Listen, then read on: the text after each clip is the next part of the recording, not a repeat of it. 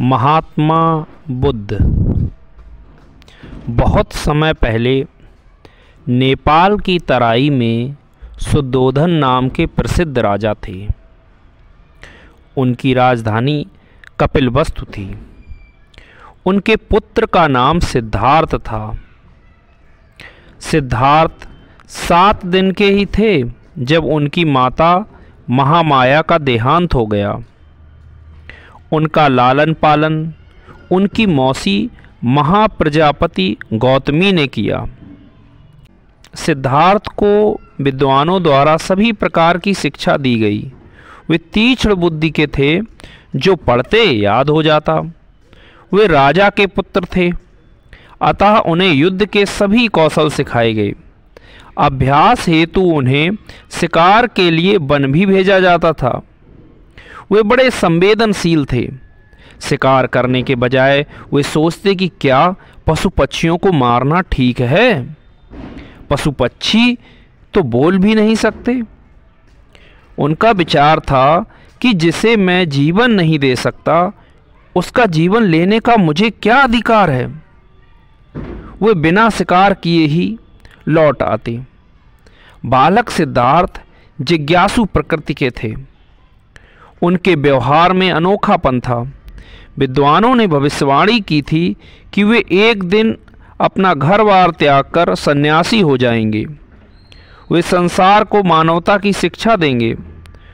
वे सन्यासी ना हो जाएं, इसलिए उनके पिता ने यशोधरा नाम की एक सुंदर कन्या से उनका विवाह कर दिया। सिद्धार्थ ने इसे बंधन माना। पुत्र राहुल हुआ।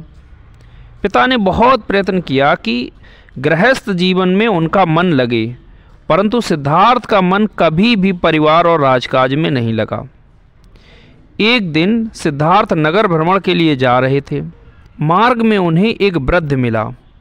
उसकी आंखें धंसी थीं, चेहरे पर झुर्रियां पड़ी थीं। वह लाठी के सहारे चल रहा था। मनुष्य की ऐसी दयनीय स्थिति देखकर उन्हें आश्चर्य हुआ। पूछने पर उन्हें सारथी ने बताया कि वृद्ध होने पर सबकी यही दशा होती है। उन्हें बहुत दुख हुआ। एक दिन शिकार पर जाते समय उन्होंने देखा कि 4 लोग एक मृत व्यक्ति को ले जा रहे हैं। फिर उन्हें बताया गया कि वह व्यक्ति मर गया है, सबको एक दिन मरना है। सिद्धार्थ ने ऐसी घटनाएं देखी कि उनका मन न घर में लगता न वन उपवन में। वे सोचते रहते, मनुष्य को इतने कष्ट क्यों भोगने पड़ते हैं? क्या इनसे छुटकारा मिल सकता है? एक दिन जब महल के सब लोग सो रहे थे, सिद्धार्थ उठे। वे अपनी पत्नी और नन्हे मुन्ने पुत्र की ओर गए। वहां उन्होंने कक्ष में रखे दीपक के प्रकाश में नींद में डूबे उन चेहरों को देखा। एक क्षण को मन में कमजोरी आई, परंतु तुरंत ही वे संभल गए। वे कक्ष के बाहर आए। उन्होंने सेवक को साथ लिया और शीघ्र ही वे घोड़े पर सवार होकर महल से दूर निकलकर एक स्थान पर रुके। वहां राजसी वस्त्र उतारकर उन्होंने सेवक को दिए और सादे कपड़े पहन लिए। उन्होंने घोड़ा लेकर सेवक से वापस जाने को कहा। साथ यह भी कहलवा दिया कि अब मैं सत्य की खोज करके ही लौटूंगा। सन्यासी की भांति सिद्धार्थ जगह जगह घूमते रहे। कुछ दिन बाद वे बोध गया पहुँचे और ज्ञान प्राप्त करने का संकल्प लेकर एक वट वृक्ष के नीचे बैठ गए। 6 वर्ष की कठिन साधना के बाद उन्हें अनुभव हुआ कि उन्हें ज्ञान प्राप्त हो गया है और जीवन की समस्याओं का हल मिल गया है। अब सिद्धार्थ बुद्ध कहलाने लगे। अब गौतम बुद्ध लोगों को उपदेश देने लगे। वे कहते कि संसार में दुख ही दुख है। दुख का कारण सांसारिक वस्तुओं के लिए इच्छा और कामना है। दुख से छुटकारा पाने के लिए उन्होंने ऐसी 8 बातें बताईं जो मनुष्य को सदाचार की प्रेरणा देती हैं।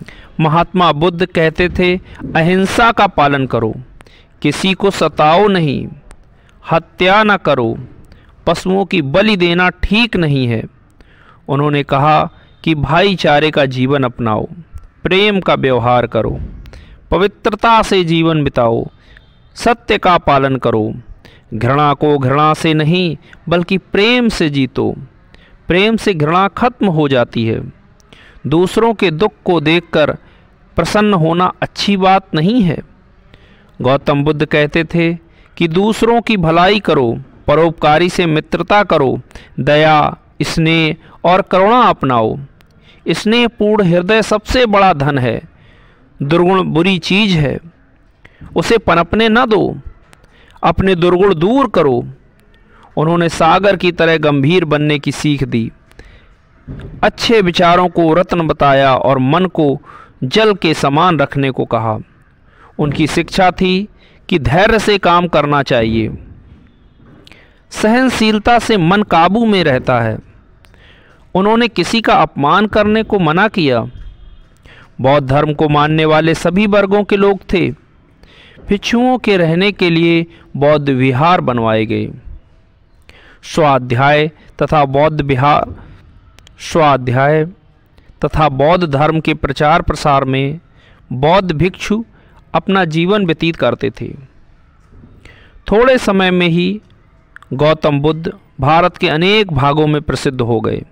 उनकी शिक्षा का प्रभाव भारतीय जीवन के हर पक्ष पर पड़ा। खान पान, रहन सहन, आचार विचार, कथा साहित्य आदि का कोई भी क्षेत्र अछूता न बचा। सम्राट अशोक भी बौद्ध धर्म से बहुत प्रभावित हुए थे। उन्होंने अपने पुत्र महेंद्र और पुत्री संघमित्रा को सुदूर देशों में बौद्ध धर्म प्रचार के लिए भेजा था। गौतम बुद्ध ने अपने प्रेम बंधन में सभी को बांध लिया।